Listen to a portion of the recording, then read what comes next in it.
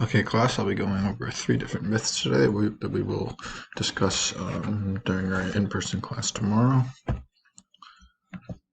First myth is Theseus and the Minotaur. So on the right here, I have the full story that is narrated by a very good YouTube channel, but instead I will read a summary, and then I'll go over the discussion questions at the bottom.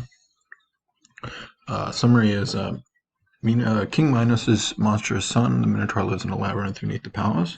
The Minotaur will only eat human flesh, and every year is fed 7 young men from different kingdoms in Greece. When it is Athens' turn, Minos insists that Theseus, King Aegeus' son, be one of the 7 victims. Once in Crete, although the 7 young Athenians are royally entertained in Minos' palace, gradually their numbers diminish over time. Theseus is left alive. Theseus charms Minos' daughter Ariadne into helping him face the Minotaur. With the aid of Ariadne's crown of the light, ball of thread, and a sword, he kills the Minotaur and finds his way out of the labyrinth. After setting fire to Minos' fleet, Theseus flees with Crete with Ariadne, but when they reach the island of Naxos, he abandons her. Dionysus takes pity on Ariadne, however, takes her in as his consort.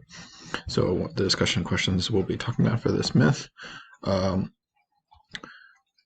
do you think that Minos kept the Minotaur locked in his labyrinth? What do you think the Minotaur's life was like in the labyrinth? What would it have felt like to be the Minotaur? Do you think that Theseus was only pretending to love Ariadne? Were there any clues in the story? Is Theseus a hero or a villain? Is Ariadne a heroine or a villain? Does she deserve what Theseus did to her? Do the ends justify the means? Is Theseus justifying making promises to Ariadne in which he has no intention of keeping in order to succeed? Who is more of a hero? Okay, the next myth we have is Daedalus and Icarus. Daedalus, a master craftsman, lives in Athens with his son Icarus. One day, Icarus flies a kite, a birthday present from his father, and King Minos comes to the house demanding that Daedalus accompany him to Crete and build him a splendid new palace. They depart the very next day, and on arrival in Crete, Daedalus sets to work on the new palace, whose most impressive feature is a vast underground maze, the labyrinth. Once the palace is complete, Daedalus tells Minos he wishes to return to Athens, but the king forbids it. Trapped on the island, Daedalus begins to plan to escape. He makes rooms for himself and tells his son so that they can fly to freedom. Although he tells his son to follow the same path as him, Icarus goes his own way and flies higher and higher until the wax binding his feathers melts and he plummets to his death. Some discussion questions. In what way does fame limit rather than enhance a person's freedom? The very inventiveness that enables Daedalus to escape from Crete causes the death of his son. Do inventions, like the motor car, the television, the internet, always have a downside? Who is more responsible for Icarus' death?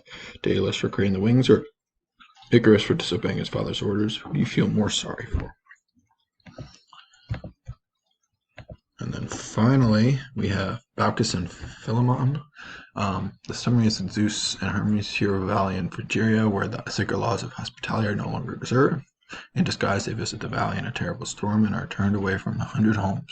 The only people to invite them in and offer them food are an elderly couple, Baccus and Philemon. When their wine jug keeps replenishing itself, they realize their guests are in fact gods. Ashamed by their meager fare they have provided, they decide to kill their prized possession, a goose, but before they can do so, the gods reveal who they are. After taking the old couple outside to show the flood they have brought to punish their fellows and citizens, the god grants them 2 wishes. Their requests are simple. First, that their home be turned into a temple where they can worship the gods. Second, that they may die as one in the same moment. The wishes are granted, and at the moment of death, they are transformed into trees, an oak and a linden, with their branches entwined in an eternal embrace. So, discussion and questions. Is it still important to be hospitable to strangers? If so, why are children told never speak to strangers? Should our behavior be governed by circumstances? Should our behavior be governed by the way people look at their social status? Why do the gods appreciate so much the hospitality shown by Baccus and Philemon? What lessons do we learn from the story? And that is it. You should consider these questions for tomorrow, and we'll go over them as a class.